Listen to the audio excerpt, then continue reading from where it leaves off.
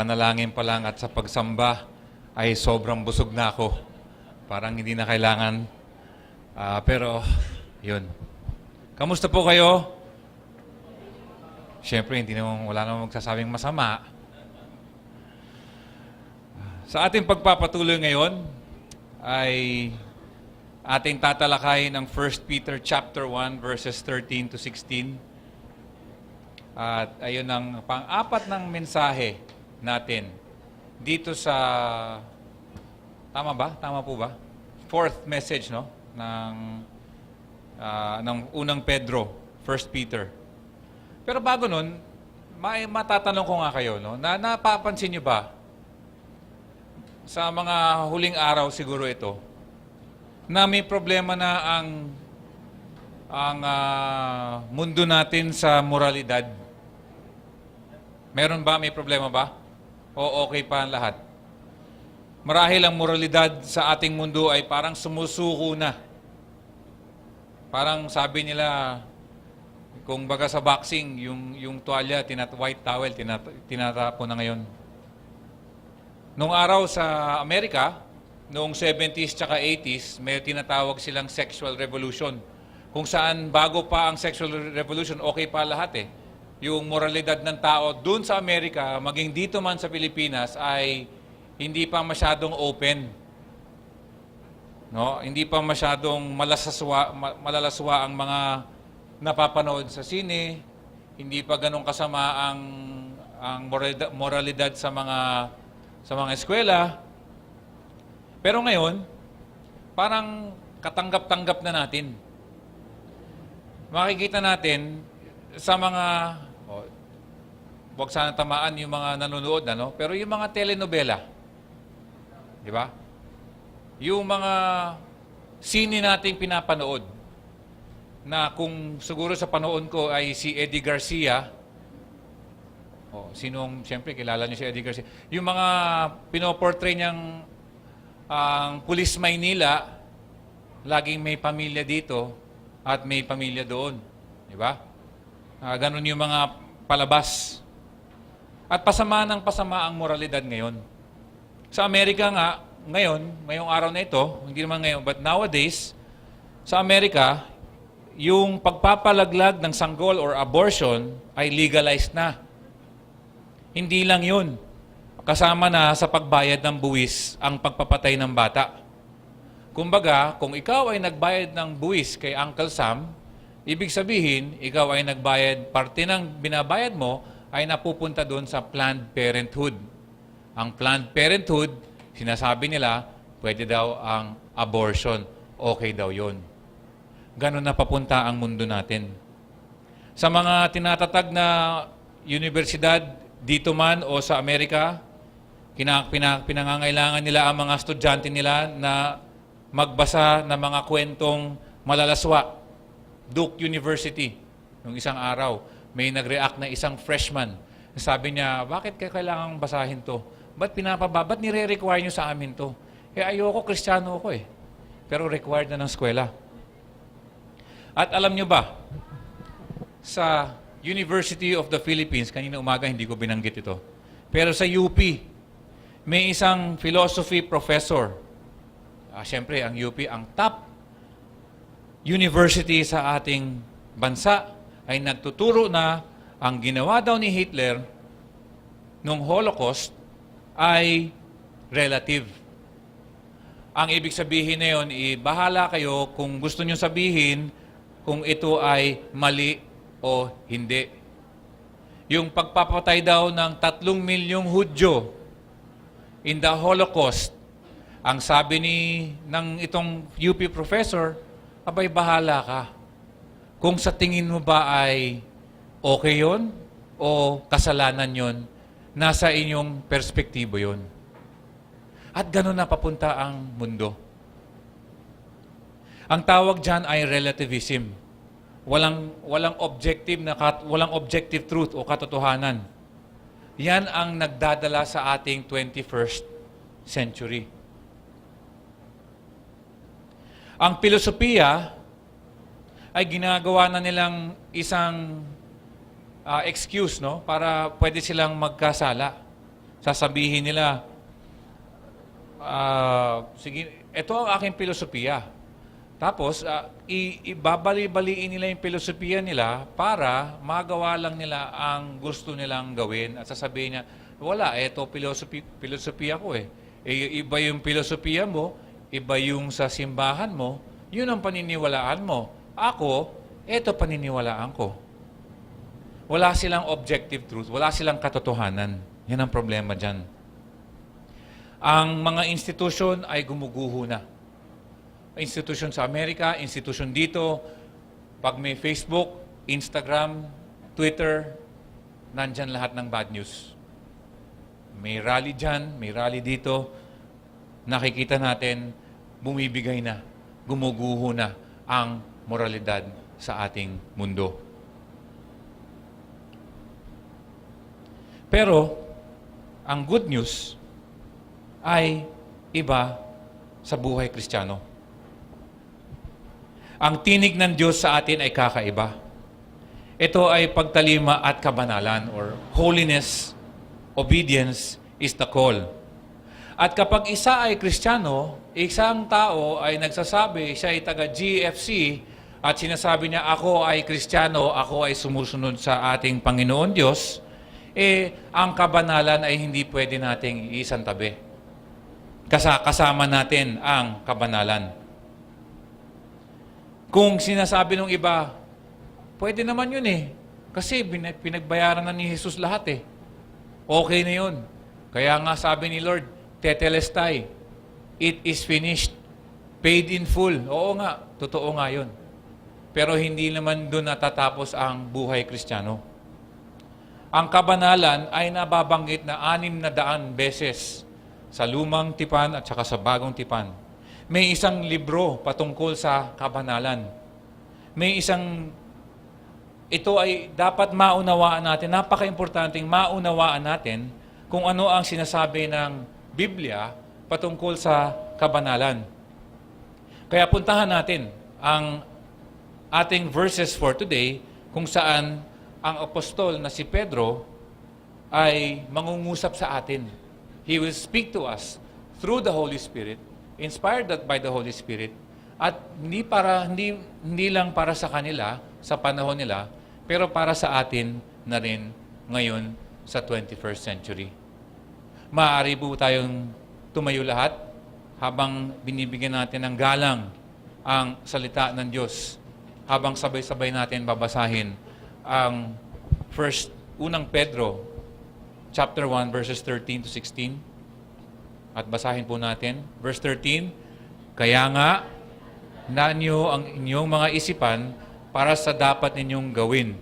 Maging mahinahon kayo at lubos na umasa sa pagpapalang tatamuhin ninyo kapag nahayag na si Jesucristo. Bilang masunuring mga anak, huwag kayong umayon sa masasamang pagnanasa tulad ng ginagawa ninyo noong kayo'y wala pang tunay na pagkaunawa. Verse 15, dahil ang Diyos na pumili sa inyo ay banal, dapat din kayong magpakabanal sa lahat ng inyong ginagawa. Sapagkat nasusulat, magpakabanal kayo sapagkat ako'y banal. Tayo po'y manalangin. Panginoon Diyos, nagpapasalamat po kami sa hapon na ito. Nawa, Lord, alam po namin na kasama niyo po kami dito at nagpapasalamat pa kami even from the worship to the ushering, Lord God, to this ministry, Panginoon.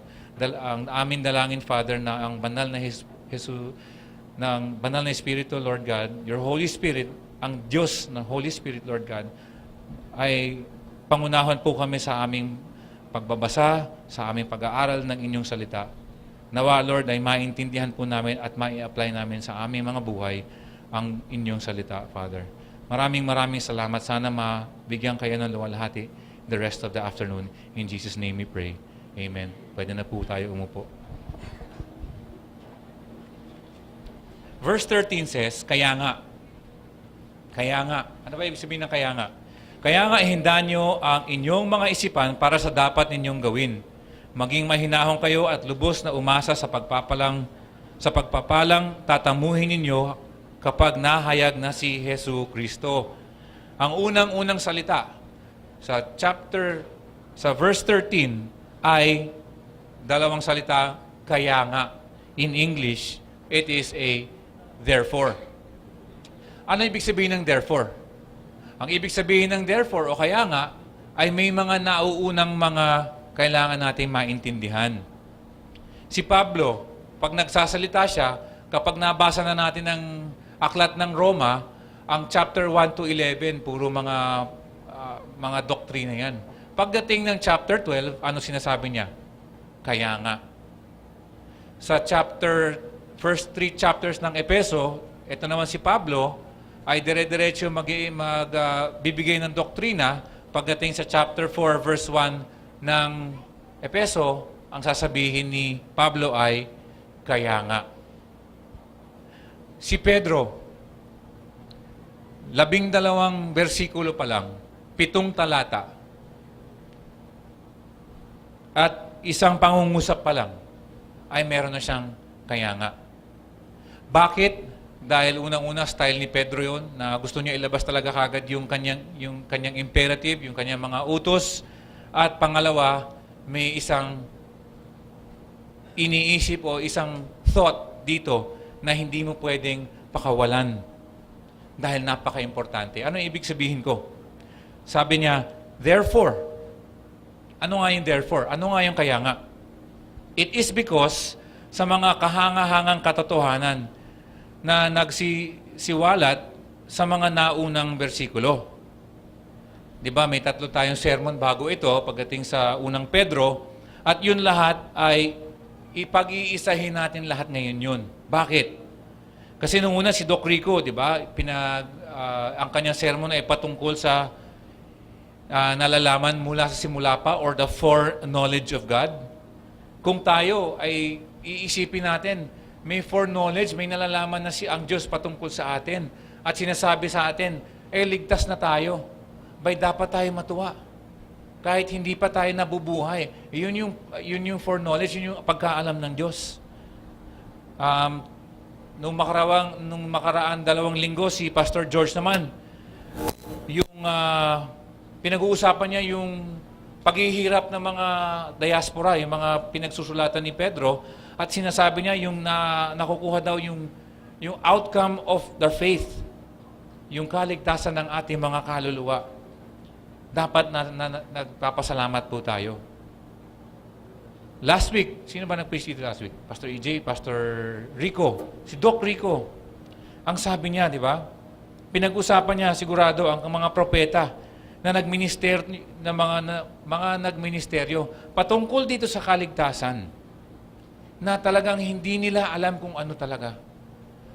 Na iniisip nila, nagsusulat sila, tinitignan nila yung mga propeta, nagsusulat sila patungkol dun sa kaligtasan natin. Ngunit ang tingin nila ay panghinaharap. Tayo, nakatingin tayo sa past. Kaya mas malinaw para sa atin kaysa sa kanila. Sila medyo hindi nila nakikita, tayo alam na natin kung ano nangyari. Mas malinaw na. Ngunit ang kaligtasan nila ay kaparehas ng kaligtasan natin. Kahit yung mga santo, yung mga saints sa lumang tipan, they look forward to salvation. They look forward to the cross. Tayo, we look backwards. Nakukuha po natin? Kahit sila naliligtas, nakikita nila, alam po namin. Alam namin na may darating na isang tagapagligtas. At yung tagapagligtas na yun ay yung magiging Mesiya namin. Alam namin yun, kaya ligtas sila. Kaya ang ginagawa nila ay naglalagay sila ng gumagawa sila ng ritual para ipakita na sila'y naniniwala doon sa hinaharap na isang tagapagligtas. Tayo, nakatingin tayo sa ginawa ng ating Panginoon Diyos. Kaya itong kaligtasan itong salvation, ay isang bagay na dapat nating talagang ninanamnam. Yung mga propeta, hinahanap pa nila doon sa lumang tipan. Pati mga anghel. Diba? Last week, sinabi ni Doc Rico, yung mga anghel na yan, iniisip nga nila, Lord, bakit yung tao nagkamali, nagkasala? Nagpadala ka ng tagapagligtas. Kaming mga anghel, may 1/3 sa amin nalaglag. Hindi naman sana iinggit kami, Lord, sabi ng mga anghel. Pero grabe yung ginawa mo para sa tao. At yun yung kaligtasan na dapat binibigyan natin ng diin, binibigyan natin ng importansya. Alam mo, nung umaga, last week, no, si Pastor EJ nagturo at gumamit siya ng 20 minuto. Dinidiin lang niya ang kaligtasan o ang salvation. Hindi natin pwedeng i-overvalue ito. Hindi natin pwedeng ituring to, lagi nating itinuturing to mababang halaga lamang. At kahit na, minsan, ang kaligtasan o ang salvation o ang gospel ay nagiging napaka-basic na para sa atin. Bakit? Siyempre, alam na natin yan. Si Jesus namatay para sa ating mga kasalanan. Kung tayo ay maniniwala, maliligtas tayo. Amen, di ba? Napaka-basic na yan para sa atin. Pero hindi naman dapat natin ino-oversimplify na ganun lamang. Dapat hindi natin kinokomplika masyado ang kaligtasan. Ngunit dapat mahalin natin ito at parating tatandaan. At yan po ang sinasabi ni Apostol Pedro dito. Sabi niya, ang unang 2 salita ay kaya nga. Kaya nga alin? Kaya nga kasi yung kaligtasan na napaka-hirap i-explain nung mga angel, nung mga dating propeta, na ang mga anghel ay tinitignan nga po ito at sinasabing, wow, kaligtasan para sa tao. Wow! Dapat tayo, kaya nga, ito ang atin dapat gawin. Bigyan natin ng kahalagan. Ang sinasabi ni Pedro dito, sa pagtanggap nitong kaligtasan o ng salvation, ay dapat ang resulta niyan ay pag-asa at kabanalan. 2 bagay. Pag-asa, verse 13, kabanalan, verse 14, 15, and then verse 16 din. So kung kung gusto nyo ng isang outline, hindi naman ako mahilig sa outline, kasi wala talagang outline yung utak ko, pag ganon-ganon. Pero nakakatulong nga yung outline para sa inyo at makakatulong para sa akin din. Pero yun ang outline. Yung una ay patungkol sa pag-asa o yung hope. Yung pangalawa ay patungkol dun sa holiness or kabanalan. Hope and holiness. At yung manunulat ng Hebreo ay siya rin ay nagsasabi patungkol dito sa kaligtasan at salvation na pinag-uusapan natin sa Hebreo chapter 2, verses 1 to 3. Pakinggan niyo ang kanyang sasabihin. Kaya nga, therefore din, dapat nating panghawakang mabuti ang mga katotohanang narinig natin upang hindi tayo maligaw. Yan, still pertaining to salvation. Verse 2, ang mensaheng ipinahayag ng mga anghel ay napatunayang totoo. At sino man lumabag o hindi sumunod dito ay tumanggap ng kaukulang parusa. Verse 3, gayon din naman, paano tayo makakaiwas sa parusa kung hindi natin, what daw? Pahahalagahan ang napakadakilang kaligtasang ito. Ang binibigay diin ni Pablo dito sa Hebreo, hindi, joke lang, hindi si Pablo nagsulat, ng manunulat ng Hebreo ay itong napakadakilang kaligtasan. Napag-usapan nyo na ba yan? Isipin nyo, na ginagamit ba natin yung adjective na yun? Napakadakilang kaligtasan. Great salvation. Nagsishare ba tayo ng gospel ng ganyan?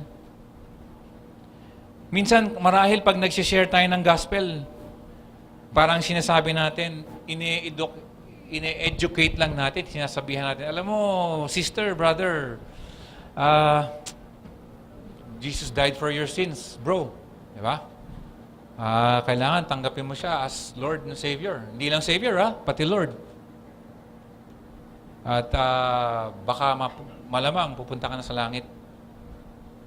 Hindi gano'n na mag-share. Kapag binasa natin ang Biblia, kapag binasa natin ang Romans chapter 9, si Pablo parang gusto niya ibigay yung buhay niya para lang ang mga kapatid niyang mga Israelita ay maligtas.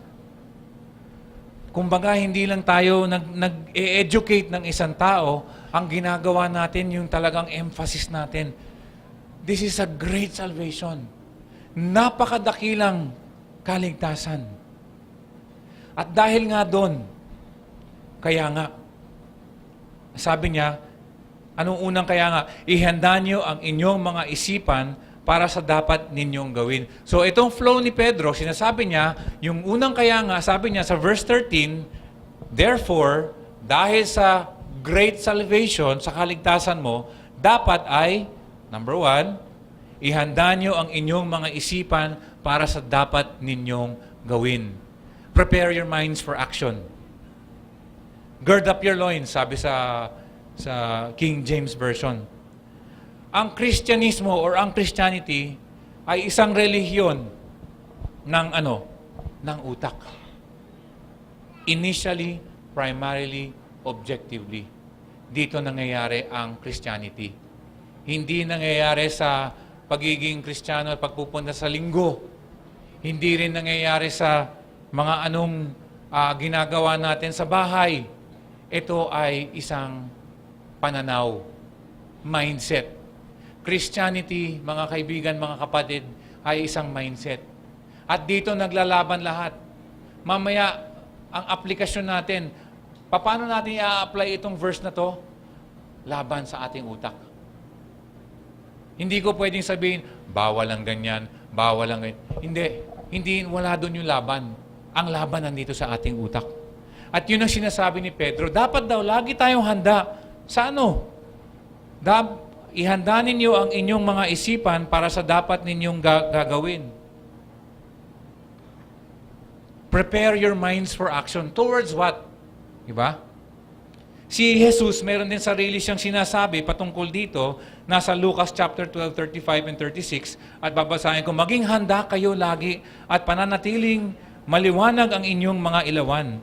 Tumulad kayo sa mga aliping naghihintay sa pag-uwi ng kanilang Panginoon buhat sa kasalan upang kung ito'y dumating at kumatok, ay mabuksan nila agad ang pinto. Ang sinasabi dito ay lagi tayong handa. Ano ibig sabihin, Brother Peter? Ano laging handa saan? Laging handa sa pagdating, sa pagbabalik ng ating tagapagligtas. At yan po ang konteksto. Nakukuha niyo po yun? Sinasabi ni Pedro sa kanyang sinusulatan at sinasabi ni Kuya Pedro sa inyo ngayon. Kaya nga, dahil sa kaligtasan ito, dahil sa ibinigay sa atin, dapat lagi natin tinitignan at inihahanda ang ating sarili para sa pagbabalik ni Kristo Jesus. At hindi po ako nagsabi niyan, ang sulat po ang nagsabi niyan, yan po ang konteksto. Ito po yung sinasabi niyang, ihanda ninyo ang inyong mga isipan, gird up the loins of your mind. Ang binibigay dito na halimbawa doon sa Eastern, Oriental, mga dating in antiquity, yung mga sinaunang panahon, yung isang lalaki ay nakasuot ng dress din. Wala pang pantalon, hindi pa uso yung maong. Hindi pa uso yung ripped jeans, no? Hindi pa yon. Nakaparang yung mahabang baro. At yung mahabang baro po na yon ay sinisinturonan. So meron naman underwear naman yung mga tao, di ba? Nung araw, kahit nung araw uso naman yung underwear, hindi naman hindi uso yon. Pero yung underwear nila, pagkatapos ng underwear, may sinusuot sila mahaba, parang dress. Makikita natin kahit yung sa mga drawing nakikita natin ng mga sinaunang tao, ganun. At tapos meron silang sinturon. At sisinturonan ng mahigpit na mahigpit yun pag meron kayong gagawin something physical. At kapag sininturonan ng mahigpit na yun, yung dress na yun, hahatakin mo sa gitna at isusuot mo dito. So parang nakaloop ng ganon. At yun ay ang sinasabi natin, kapag nakaganon ang isang lalaki, handa siya para tumakbo, handa siya para makipagdigmaan, makipag-away, handa siya sa mga gawain. Physically handa siya. Para siyang nagro-roll up ng sleeves. Para siyang sa basketball, parang jump ball. Di ba? Kita mo sa jump ball, parang loko-loko yung 10 tao at isa lang nga ginaganon ng referee. Yung 10 nakaganon lang. Handa. Isipin mo kung yung referee komedyante, siguro mga kalahating minuto siya nakaganon. Kalahating minuto lahat ng nakatao. Nakaganon lang, oh. Di ba? Sorry, basketball yung mga analogy ko. Pero yun, ang sinasabi ay laging handa. Saan? Sa pagdating ni Jesus. Ang ating pananaw, ang ating pag-iisip ay dapat ganun. Ang problema kasi po natin ay nalilimutan natin yung hinaharap natin, yung ultimate salvation na dapat natin laging pinapaalala sa ating sarili.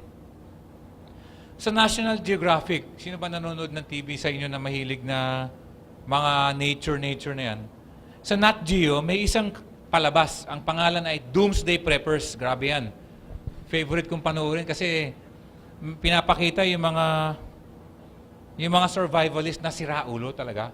Yung gumagastos ng $1 million, $2 million para sa isang nakahukay na parang capsule na malaki, parang submarine, kung saan pwede silang mabuhay ng 2 taon na na andun lahat ng pagkain nila, andun naka-aircon, meron silang oxygen, kung may mangyaring nuclear explosion, may apocalypse, may economic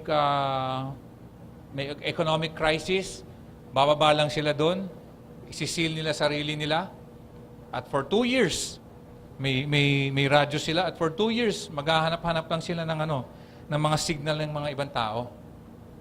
Medyo nasobrahan itong mga to sa Walking Dead. Alam ko, malapit na pala. Di ba? October. Pero yun yung pinaghahandaan nila. Kapag sila ay naghahanda sa isang bagay na hindi nga sigurado, ang Kristiyano, mga ka-GFC, ang Kristiyano, mga kapatiran, ay dapat naghahanda sa isang pag-asa na sigurado. Kahit hindi dumating ang ating Panginoon dito sa 21st century, sa 22nd century, patay na tayong lahat. Pero ang mindset natin, ang pananaw natin ay lagi dapat, ang sinasabi ni Pedro dito, ay lagi dapat in-anticipate natin, handa lagi tayo sa kanyang muling pagbabalik. Kasi wala nga may alam kung sino.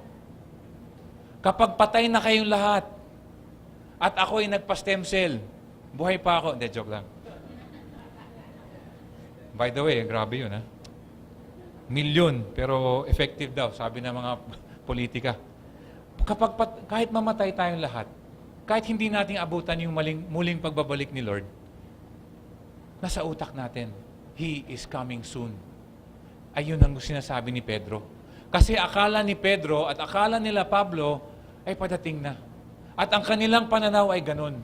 At tayo din, mga kaibigan, mga kapatid, ang pananaw natin, ang ating mindset, is parang jump ball. Padating na si Lord. Ready na tayo. Maghanda na kayo. Hindi tayo maghahanda parang yung mga siraulo nasa Amerika na lahat ng pagkain, ino-hoard, lahat ng oxygen. Hindi. Tayo naghahanda tayo. At ganito daw po ang maghanda. Nasabi nila, ihanda ninyo ang inyong mga isipan para sa dapat ninyong gawin, prepare your minds for action. Second thing na sinabi niya, maging mahinahon kayo or keep sober in spirit. Ang pag-aalala ni Pedro doon sa mga Kristiyano ay sinasabi niya dapat mentally and spiritually sound yung kanilang judgment. Maayos ang paghuhusga at level-headed, maayos ang pagpapasya at yung moral decisiveness ay dapat tama parate. Ang alam natin, yung hatak ng kasalanan ay kaparehas nung hatak ng kasalanan nila noon, hanggang ngayon hindi pa rin nagbabago. Di ba? Ang likas ng pagkatao natin, yung nature natin, laging hinahatak tayo towards kasalanan. Di ba?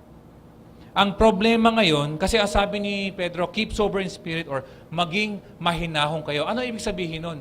Ang sabi ni Pedro dito, in a short explanation, is dapat sound yung judgment natin. Hindi tayo pabasta-basta lang kung anong gagawin natin. Uy, may makita kang maganda. Uy, bibili ako niyan. Uy, may masarap na kasalanan gagawin ko yan, bahala na. Ang sabi ni sober down, keep calm, magdesisyon kayo ng tama, magdesisyon kayo according to the will of God, at yun ang dapat natin gawin.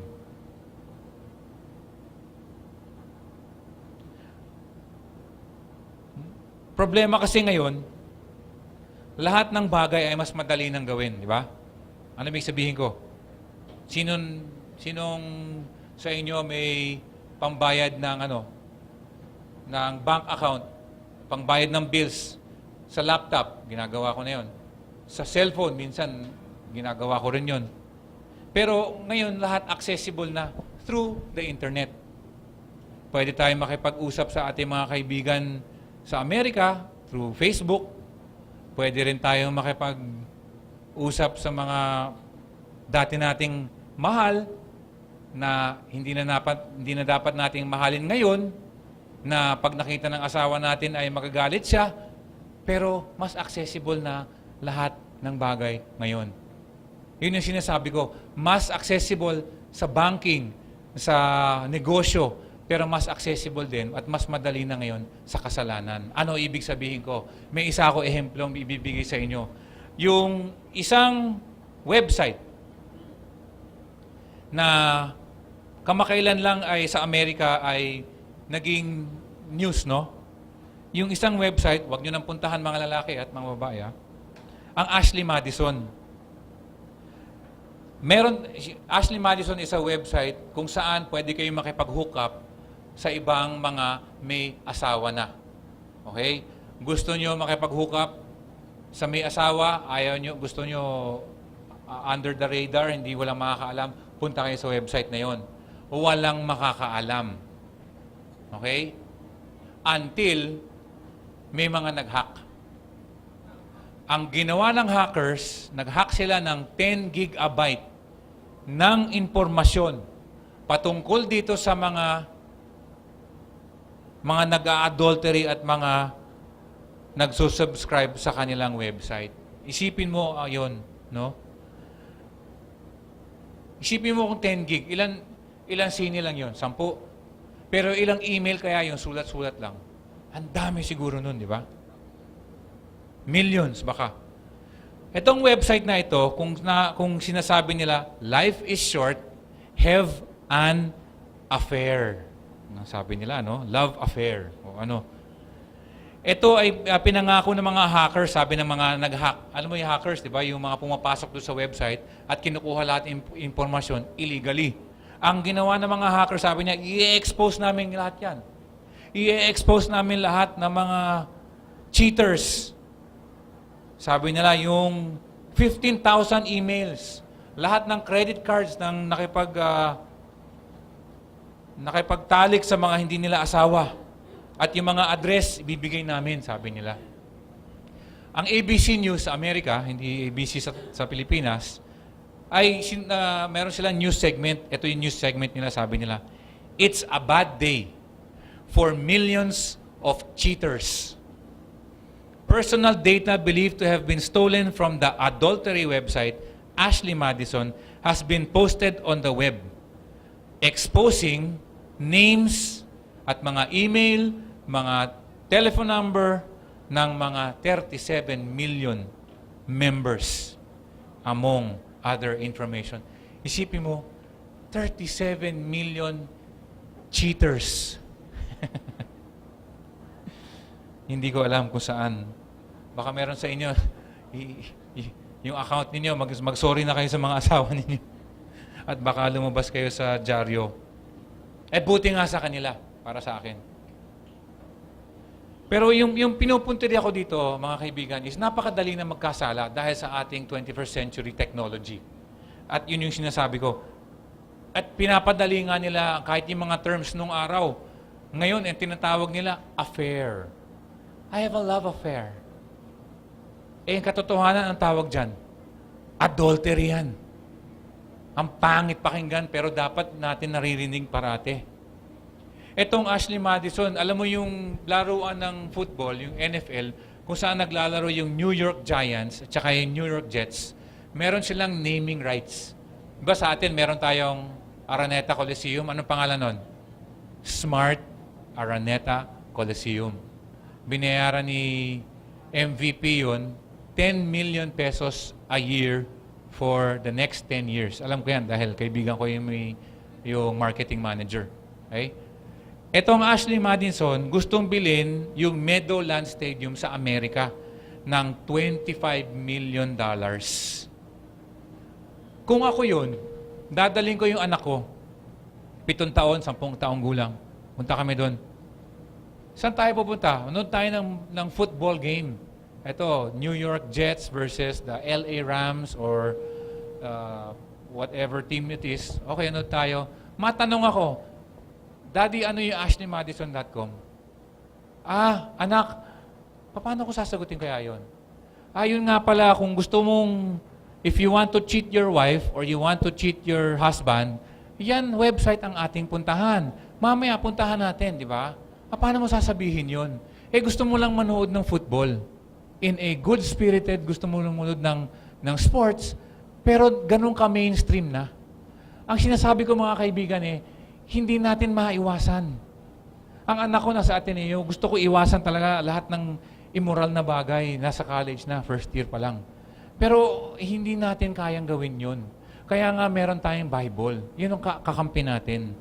At ang sinasabi ni Pedro, para mabalikan ko lang to, is maging mahinahon kayo. Kasi kung hindi kayo mahinahon, ang mga ganyan, isang website lang mapuntahan mo, isang click lang yan, isang bigay lang ng credit card, pasok ka na. Meron ka pwede ka nang makipagkita o pwede ka nang makipag-communicate dun sa ibang taong gusto rin ng kung ano yung hinahanap nung inyong laman na gusto makipagtalik sa hindi niya asawa. At ganun simple. Maging mahinahon tayo sa pagdesisyon, sabi ni Pedro. Mag-isip muna tayo ng mabuti. Kasi ang temptasyon, hindi mawawala yan. Lahat tayo, mga kaibigan.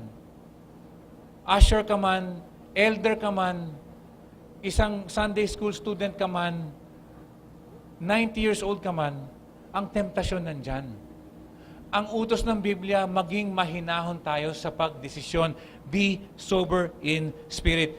Unang Pedro chapter 5 verse 8, sinasabi ni Pedro dito, maging handa at magbantay, kayo.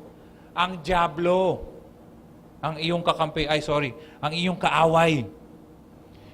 Ang kaaway ninyo ay parang ano? Ano daw? Leon na umaatungal at aali-aligid na naghahanap ng masisila. Yan ang problema. Kahit hindi nating gusto, ang ating kaaway, ang diablo na ay nandyan.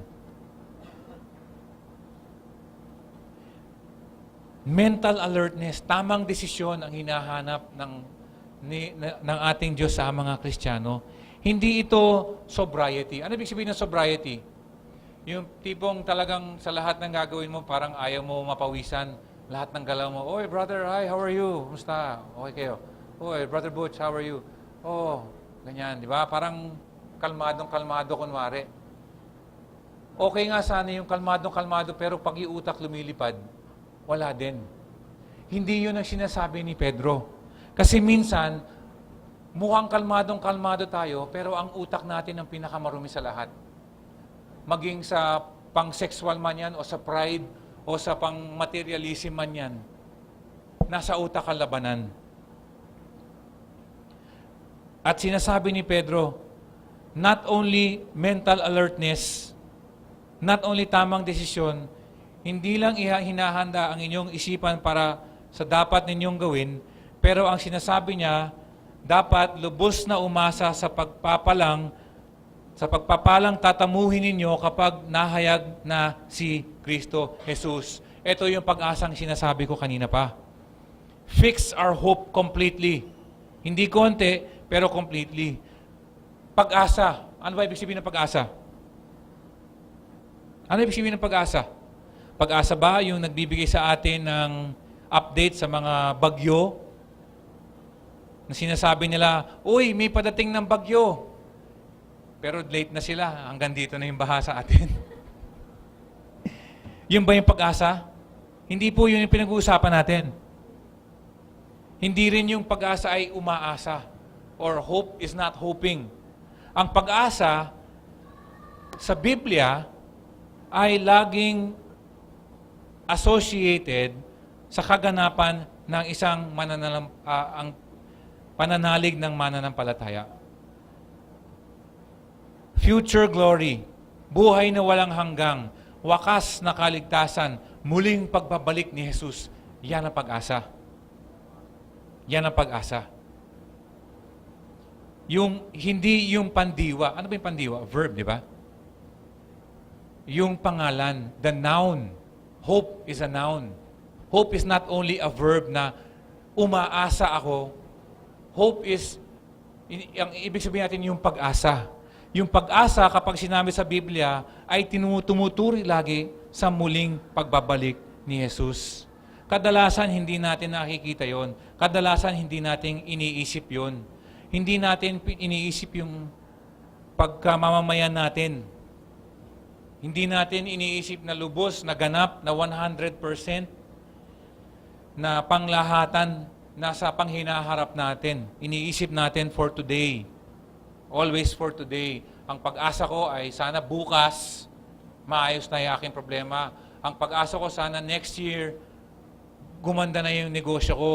Ang pag-asa ko sana yung GFC sa year 2016 ay nakalipat na. Hindi yun yung pag-asang pinag-uusapan dito. Ang pag-asa ay ang pag-asa sa muling pagbabalik ni Jesus. Yun ang sinasabi nating mindset. At makakatulong talaga dito sa 21st century na ma-remind tayo. Himukin natin ang sarili natin. Diba? Kung kayo nasa stress, may stress kayo, may problema kayo, na makakatulong ito. Kung kayo ay mali na yung prioridad at puro na lang kayo negosyo, puro na lang kayo eskwela, puro na lang kayo gawaing bahay, magandang mangyari sa inyo ay basahin nyo ang aklat ng pahayag kung saan nababalanse ang ating pag-iisip. Nadediretso, hindi pala nababalanse. Tignan natin ang Pahayag chapter 22 verses 10 to 13. At sabi dito, at sinabi rin niya sa akin.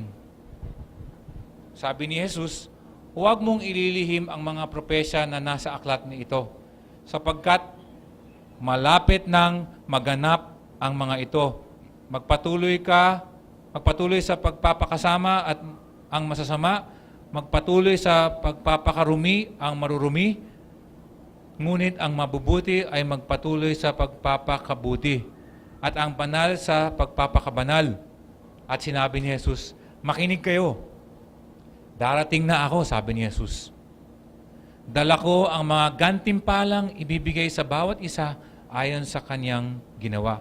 Ako ang Alpha at ang Omega, ang una at ang huli, ang simula at wakas. Minsan, mga kaibigan, mga kapatid, may problema tayo. Paalala natin sa sarili natin na hindi itong nakikita natin, nararamdaman natin dito. This is not the ultimate. Naalala ko nga sa Acts chapter 7 at Acts chapter 8, kung saan si Esteban ay binabato na, di ba? Stoning to death na ng mga Hudyo, mga Pariseo. Ini-stone to death na siya. Napatingala siya sa langit. At ano nakita niya? Si Jesus na nakatayo sa kanang kamay, sa kanyang upuan. At hindi lang nakita niya isang imahen, kung hindi ang nakita niya ang katotohanan. Blessed is he who sees these things. Tayo kailangan natin ipaalala. Kailangan natin paalala sa ating sarili. Pilipos chapter 3 verses 19 to 20. Si Pablo alam na alam itong gawin. Kompletong-kompleto ang kanyang pag-asa sa kanyang hinaharap na future consummation at muling pagbabalik ng ating Panginoon Diyos. Sabi sa verse 19, kapahamakan ang kahihinatnan nila sapagkat ang dinidyos nila ay ang hilig ng kanilang katawan. Ikinararangal nila ang mga bagay na dapat sana nilang ikahiya at wala silang iniisip kundi ang mga bagay na makalupa. Verse 20, pero ang Kristiyano daw ay, subalit sa kabilang dako, tayo ay mga mamamayan ng langit. Doon magmumula ang tagapagligtas na naghihintay, na hinihintay natin ng may pananabik, ang Panginoon Heso Kristo. Ang ating tagapagligtas ay malapit na natin makasama. At ang sinasabi ni Pablo, our citizenship, remember, brethren, our citizenship is not in the Philippines. Neither are we green card holders in America. Our citizenship is in heaven. It is in heaven. Ang mamamayan natin, mamamayan natin ay nasa langit. Yan ang pag-asa. Kapag may nabasa kayong pag-asa sa Biblia, yan ang kadalasan, yan ang sinasabi. Hope. At yan ang pag-asa. Yan yung unang stage ng ating sermon today, is yung pag-asa. Pangalawa ay yung kabanalan. Verse 14, bilang masunuring mga anak, huwag kayong umayon sa masasamang pagnanasa tulad ng ginagawa ninyo noong kayo'y wala pang tunay na pagkaunawa. Ang paglalarawan ni Pedro dito ay gumamit ng alin? Sabi niya, tayo ay masunuring anak. Noong una, sa verses 3, 4, and 5, ang sinabi ni Pedro ay tayo daw ay estranghero, tayo daw ay dayuhan, tayo daw ay strangers, tayo daw ay alien. Ngayon, gumagamit siya ng ibang larawan at sinasabi niya, mga anak ng Diyos na mga masusunurin. No choice ka na. Pinapakita rin niya ang pagsunod at yung kabanalan ay hindi optional. Hindi pwedeng gusto ko lang siguro maging Christian, pero ayaw kong maging banal kagaya ni Christ. Gusto kong sumama sa church, pero ayaw kong sumunod sa mga kanyang utos. Hindi po ganon ang disenyo ng pagkakakristiyano natin. Lalo na dito sa GFC. Hindi po ganon. Ang sinasabi po ni Pedro ay ang obedient children o ang masusunuring anak ay ang ginagamit niya para idiin ang isang prinsipyo. At ano yung prinsipyong yun? Kapag ikaw ay isang anak, dapat sumunod tayo. If you are a child, then obedience is required. Alam niyo yung if-then statement, di ba? Philosophy. If, then. Kung tayo ay masunuring anak, then, kabanalan at pagsusunod ang kinakailangan. Tawag sa atin, mga anak ng Diyos Ama. Yun ang tawag sa atin. Pero pag tinawag tayo ng Diyos, hindi ito madali. This is not easy. Ito ay may kahalagahan. Lucas chapter 9, verse 23. Pamilyar na bersikulo sa atin. Ang sinumang nagnanais sumunod sa akin ay kinakailangan itakwil niya ang kanyang sarili. Pasanin araw-araw ang kanyang krus at sumunod sa akin. Let him deny himself. At yun din parang ang sinasabi ni Pedro sa verse 14, huwag kayong umayon sa masasamang pagnanasa tulad ng ginagawa nyo nung araw. Nung araw, hindi nyo pa alam na masama pala gumawa ng ganito, ng ganyan. Ngayon, alam nyo na, sabi ni Pedro. Dapat, you should deny yourself. Ang kaligtasan ay bigay, ay isang regalo. Ngunit, napakataas ng halaga ng Christianity. Salvation is free. Libre lang. But Christianity is costly. It will even cost our lives. Marahil, kaya napakadali para sa atin magkasala ay hindi natin iniisip kasi yung pagbayad ng ating pagsala. Sinasabi nga nila, sin would not be so attractive if you have to pay the wages immediately. Lahat ng ating kasalanan may pagbabayad. Pero mahilig ang Pilipino at mahilig ang tao sa utang. Hindi nila naiisip kagad yung pagbabayaran nila. Kaya nga nauuso ang credit card eh. Ang mga ngayon is buy now, pay next year, 2016. Meron akong nakikitang ganun. Pay 25,000 down payment para sa isang Fortuner. Diba? Pero magkano yung worth nun? 1,500,000. Yun ang nature, yun yung kalikasan ng tao. Gusto nila ngayon. Ngayon, gusto ko na ngayon.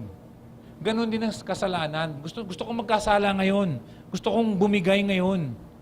Ayoko isipin yung pagbabayad. Hindi ko sinasabing mali ang umutang para sa sasakyan or umutang para sa pagkain o kaya mag-credit card. Hindi ko sinasabi yun. Sinasabi ko lang, yun ang trend nowadays. Dati ganun din na nangyari sa akin noong 2002, 2003. Nawalan akong trabaho. Nabaon ako sa utang. But by the grace of God, by 2006, nabayaran ko na lahat yun. Pero yun eh. Yung sin, yung kasalanan, kaya napaka-attractive sa atin, ay hindi natin nakikita yung kabayaran. Pero tandaan natin, lahat yan may kabayaran. Alam natin, Jesus paid for it. Di ba? Jesus paid for the sin. But yung consequences of sin, meron pa rin. Ano ibig sabihin ko? Okay, nagkasala ako, humingi akong tawad, okay na. Pero yung consequence nun, nagkasala ako, pumatay ako, pinatay ko si Brother Butch. Huwag naman siguro si Brother. Sinaksa ko, tapos nagsorry ako kay Brother Butch. Pwede bang makalaya na lang ako? Meron pa rin akong consequence. Ang consequence nun ay sa batas ng Pilipinas, kailangan ko pagbayaran. Kung napatay ko siya, di preso ako. Yun yung consequence. So lahat yan may consequence. Sin has consequences. At hindi siya magiging attractive pag nakikita natin yung consequences kagad. Isipin po natin lagi yon. Sa pagpapatuloy, verse 15, sinasabi sa atin ng Biblia, dahil ang Diyos na pumili sa inyo ay banal, dapat din kayong magpakabanal sa lahat ng inyong ginagawa. Marahil, kadalasan, pag sinasabi natin ng kabanalan, anong naiisip natin? Sige nga. Oh, kabanalan. Diba? Nakaputi. May halo. Nakaganon. At sinasabi, do not drink. Huwag kayo uminom. Huwag kayong magsigarilyo. Huwag kayong mandaya. Huwag kayong magsinungaling. Diba? Ano pa ba? Huwag kayong mag-curse. Huwag kayong magsabi ng mga malalaswa. Huwag kayong manood na sine. Huwag kayong mag-video game sa inyong mga telepono. Magpakabanal kayo. Huwag kayong umiti. Huwag kayong tumawa. Bawal magsaya.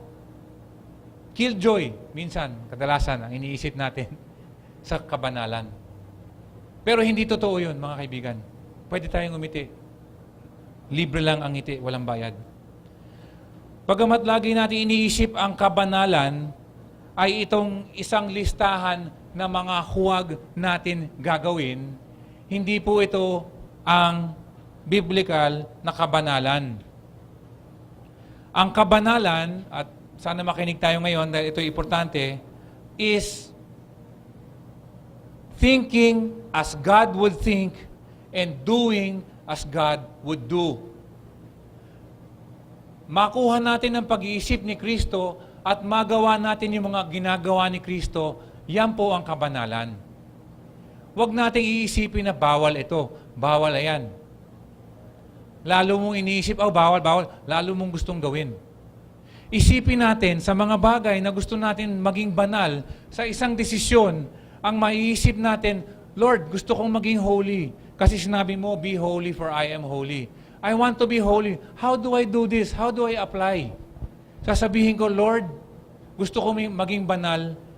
Paano ka mag-isip dito sa isang aspeto ng bagay na ito? At yun yung kabanalan. Lord, gusto ko magdesisyon. Anong gagawin ko? Paano ako magdedesisyon? Ay, ang pag-iisip ko ay, kung ikaw yun, Lord, ano kaya ang desisyon mo? At yun po ang kabanalan. It is not, huwag tayong gumawa nito, ganito, huwag ganyan. Siyempre kasama na yun, di ba? Ang 10 kautusan ay isang listahan na do, thou shall, and thou shall not. So dapat talaga may pinagbabawal. Pero ang kabanalan ay, in the shortest way I can say it, is that thinking as God would think and doing as God would do. That is holiness. Yan ang kabanalan. Yan ang kabanalan. At sinasabi ng ating Panginoon na ang kabanalan ay hindi lang sa panlabas. At kung hindi panloob lang. At unang-una panloob. Yan nga kanina nalapitan ako nung umaga. Sabi niya, bro, maganda yung sermon mo, maganda yung message mo. Pero ano yung application part? Medyo bitin ako, sabi sa akin. Ito, ibibigay ko sa inyo ang application part. Ang kabanalan ay nagsisimula sa kaisipan. Yun ang application part. Wala na kayo iisipin. Ang laban para sa kabanalan ay hindi nagsisimula sa huwag kong gagawin yan, huwag ako pumunta dito, pero nagsisimula sa utak. Okay? Kung may application tayo, that is the only application. Kasi sinasabi nga ni Pedro ngayon dito, ay kailangan prepare your heart, your feet, no, prepare your minds for action. Be sober in spirit, sabi niya. Maging mahinahon tayo sa ating pagdidesisyon. Christianity, mga kaibigan, is the religion of the minds. Kagaya na sinabi ko kanina. Kaya ang aplikasyon natin dito ay kapag ang laban ng kabanalan ay nasa utak bago pumunta sa gawa. Mind down to the heart, down to our actions.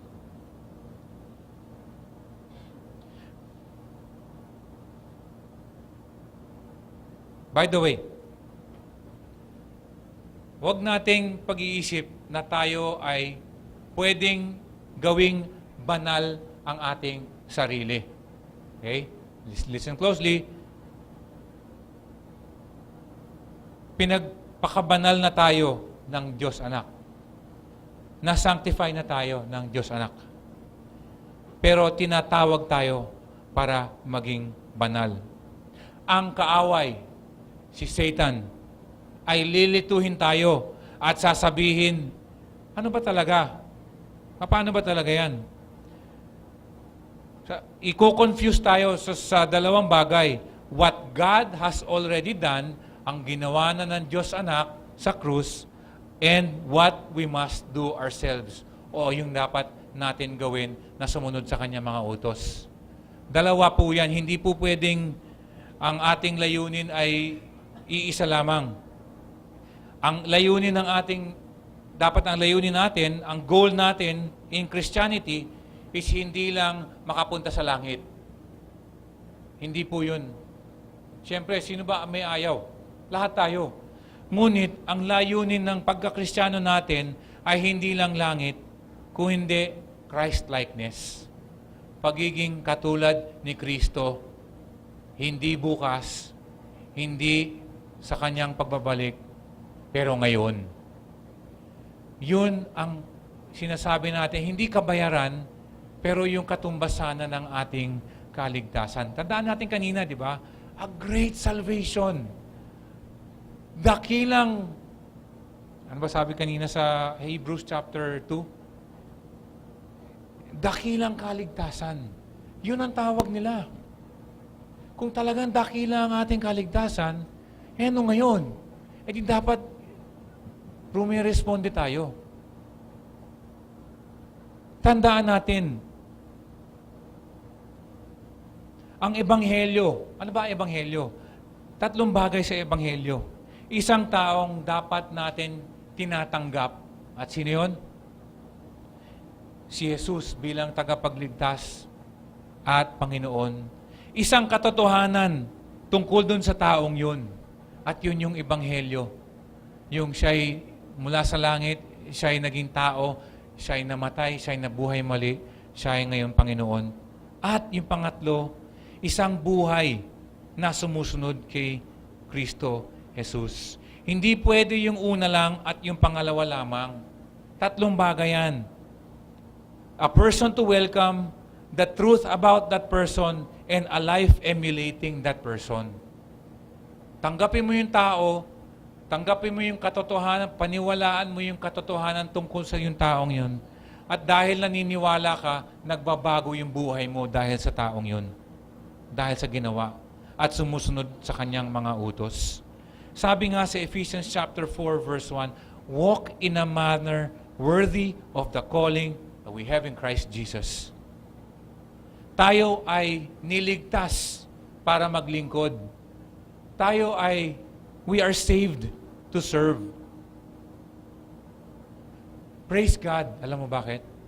Praise God sa inyong lahat na ang ating iglesia, ang Grace Fellowship Church, ay hindi lang puro materialism, prosperity, health, and wealth ang pinipreach namin dito. Kung hindi, pagsunod at pagpapakabanal. At yun talaga ang ating layunin sa buhay natin ngayon. Sa huling verse natin, sinusulat, sapagkat nasusulat, magpakabanal kayo, sapagkat ako'y banal. Because it is written, you shall be holy for I am holy. Ang ginagawa ni Pedro, kumukuha ng lumang tipan na pagtuturo para sa bagong tipan na prinsipyo. Ang Levitico, isang aklat, kung saan maraming beses ay sasabihin itong verse 16, magpakabanal kayo sapagkat ako'y banal. Nasa chapter 11 verse 44, nasa chapter 19 verse 2, 20, 26 ng Leviticus, at itong buong aklat ng Levitico ay binigay sa mga Israelita para lang maiba sila sa mahiwalay sa ibang mga bayan. Ngayon, 21st century, ang kabanalan ay dapat naiiba sa atin. Dapat yung aspeto ng kabanalan ang nagpapaiba sa atin sa ibang mga tao sa labas. We are supposed to be holy. Noong araw, paano sila nagpapakabanal? Diba? Nasa Levitico, ang sinasabi, kailangan pagdanak ng dugo sa blood sacrifice, ay may mga anumang ritual, yung sa mga pagkain na dapat naiiba tayo dun sa ibang mga tao, yung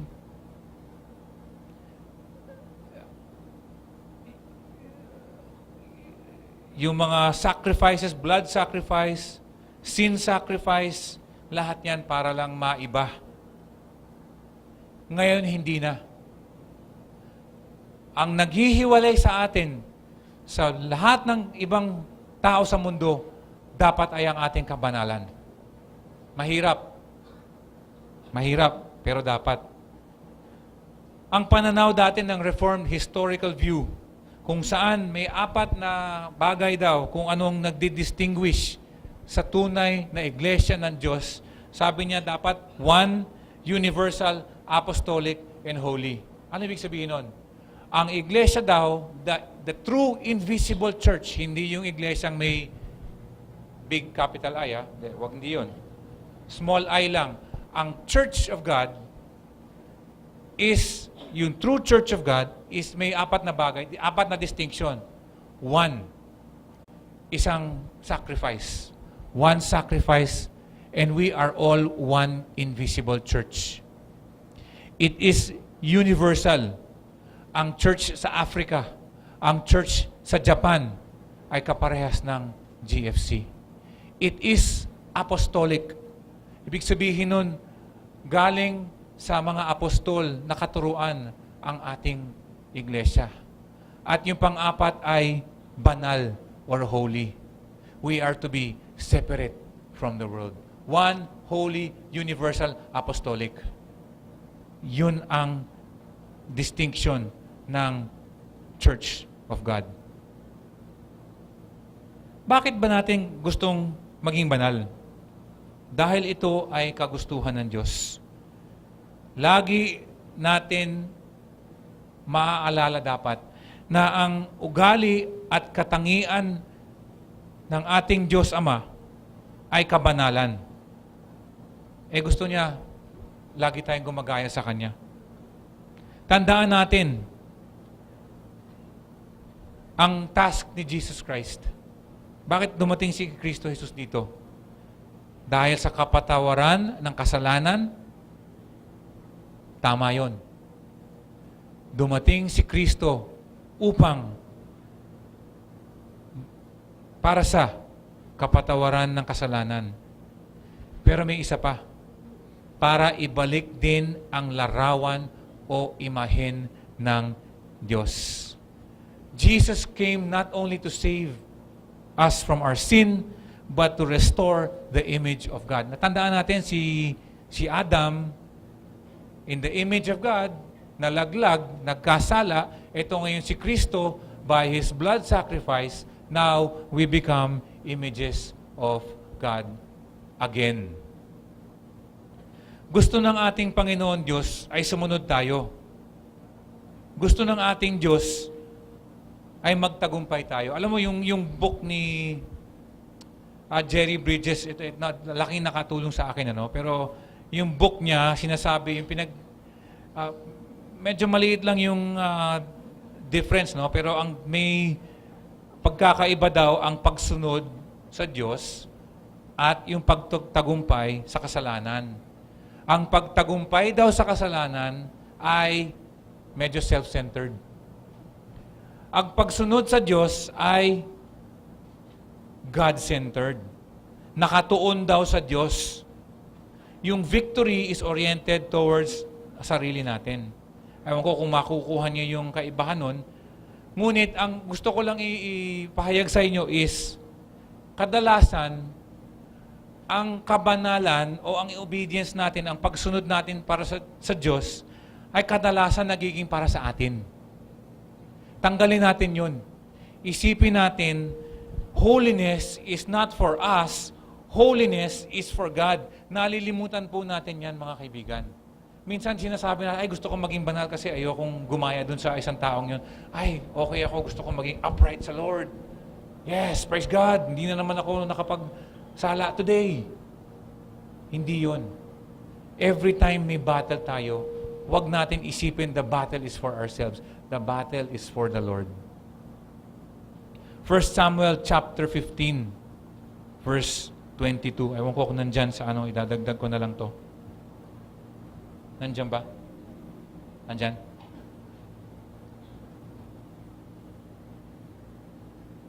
Sinabi ni Samuel, akala mo ba'y higit na magugustuhan ni Yahweh ang handog at hain kaysa ang pagsunod sa Kanya? Mas mabuti ang pagsunod kay Yahweh kaysa sa paghahandog at ang pakikinig ay higit sa haing taba ng tupa. Ang sinasabi sa atin ng lumang tipan, si Lord, mas ginugusto niya ang pagsunod sa Kanya.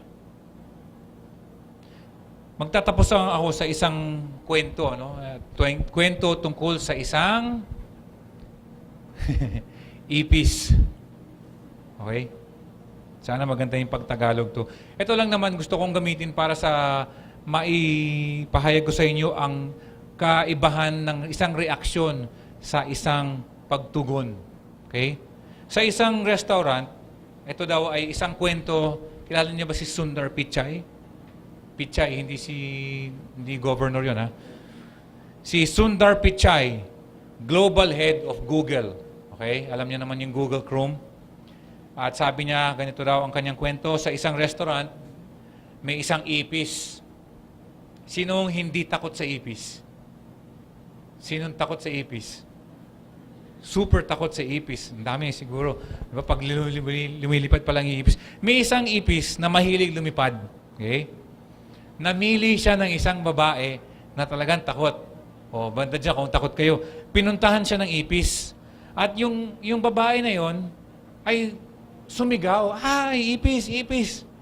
At nagpapanik na siya, takot na takot siya sa ipis, tumatalon siya ngayon.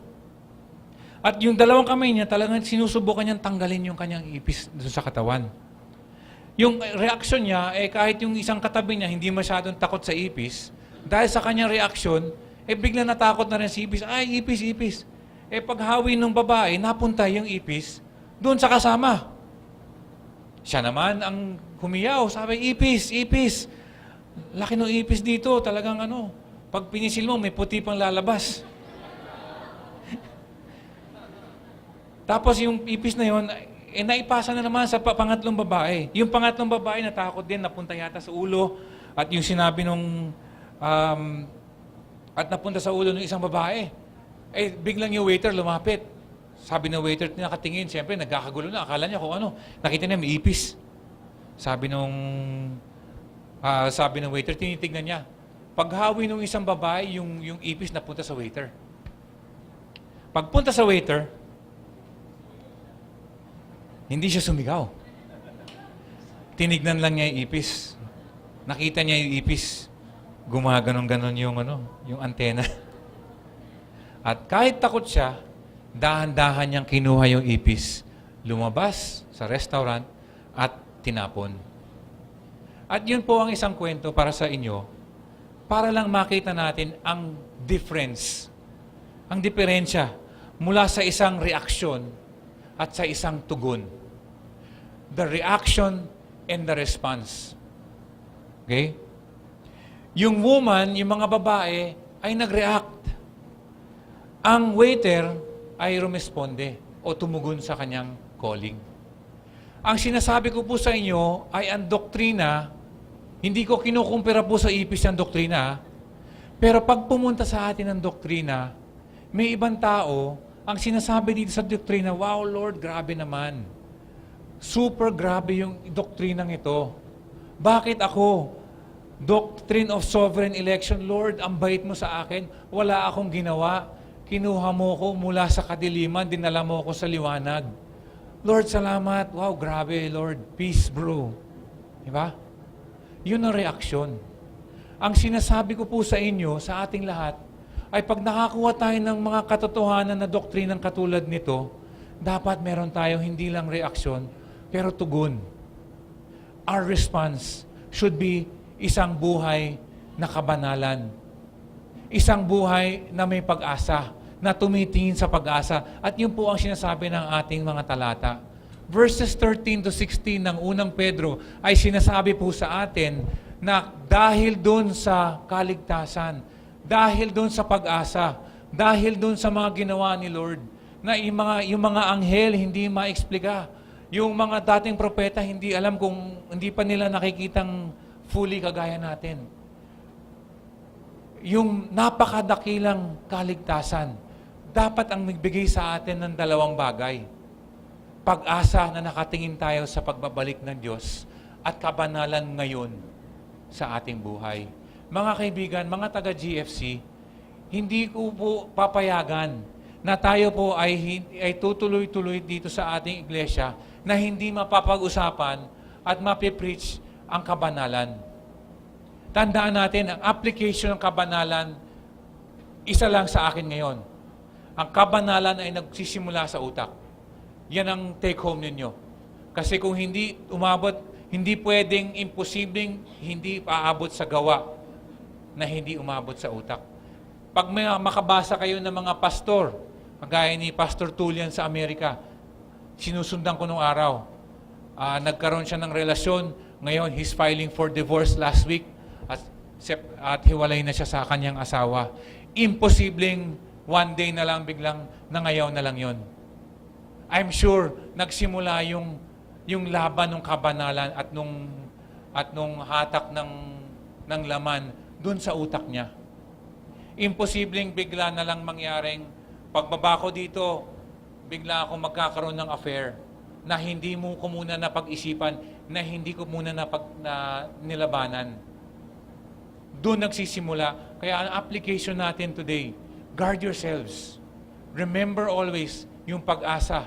At remember always ang ating tugon, ang ating responde. Our response is holiness to the Lord. Amen po ba? Tayo po'y manalangin. Diyos Ama, papasalamat po kami na mula sa kadiliman ay hinatak niyo po kami at dinala niyo kami po sa liwanag. Salamat po, Panginoon. At alam po namin na hindi namin po kayang bayaran ang ginawa ng sakripisyo ng inyong anak sa pagdanak ng dugo sa Kalbaryo. Panginoon, alam po namin, hindi po namin kayang bayaran ito dahil ito ay bayad na. Ngunit Lord, alam po namin ang aming tugon, ang aming responde, ang aming response, Panginoon, ay isang buhay na sumusunod po sa inyong anak at isang buhay po na may kabanalan. Alam po namin, hindi po namin sariling gawa ang kabanalan namin, ngunit gawa ang sanctification ng inyong anak, si Jesus Christ, ang nag-sanctify sa amin. Ngunit naiintindihan po namin na dito sa mundong ito ay niligtas niyo po kami hindi lang para sa langit, kung hindi para maging Christ-like, maging makadiyos, maging katulad ng inyong anak dito sa lupa. Salamat, Panginoon Diyos, na itong bagay na kailangan po namin gawin ay binigyan niyo din kami ng lakas para gawin po ito. Binigyan niyo po pa kami ng banal na Espiritu na magpapakabanal po sa amin, natutulong po sa amin laban sa aming laman.